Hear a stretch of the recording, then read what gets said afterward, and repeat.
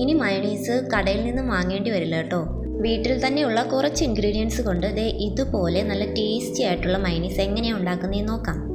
ആദ്യം ഒരു മിക്സി ജാറിലേക്ക് 2 മുട്ട പൊട്ടിച്ചൊഴിച്ച് കൊടുത്തിട്ടുണ്ട്. ഇനി അതിലേക്ക് 3-4 അല്ലി വെളുത്തുള്ളി കൂടി ഇട്ട് കൊടുക്കുക.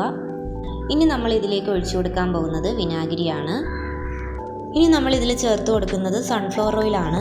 സൺഫ്ലവർ ഓയിൽ ഇനിയും ആവശ്യമുണ്ട്. ഇത് മിക്സിയിൽ വെച്ച് അടിക്കുമ്പോഴും നമ്മൾ കുറച്ച് സൺഫ്ലവർ ഓയിൽ ഒഴിച്ചു കൊടുക്കണം. ഒരു തിക്ക് കൺസിസ്റ്റൻസി കിട്ടുന്നത് വരെ ഇങ്ങനെ ഓയിൽ ഒഴിച്ചു കൊടുക്കണം. ലാസ്റ്റായിട്ട് കുറച്ച് ഉപ്പും കൂടെ ചേർത്ത് കൊടുത്തിട്ടുണ്ട്. ഇനി ഇത് നമ്മൾ മിക്സിയിൽ വെച്ച് അടിച്ചെടുക്കാൻ പോവുകയാണ്. അപ്പോൾ കുറച്ച് നേരം മിക്സിയിൽ അടിച്ചതിന് ശേഷം വീണ്ടും നമ്മൾ ഇതിലേക്ക് കുറച്ചും കൂടെ സൺഫ്ലവർ ഓയിൽ ചേർത്ത് കൊടുത്തു. ഇപ്പോൾ നേരത്തെ പറഞ്ഞതുപോലെ തന്നെ ഒരു തിക്ക് കൺസിസ്റ്റൻസി കിട്ടുന്നവരെ അത് നമ്മൾ ചെയ്ത് കൊടുത്തുകൊണ്ടേ ഇരിക്കണം.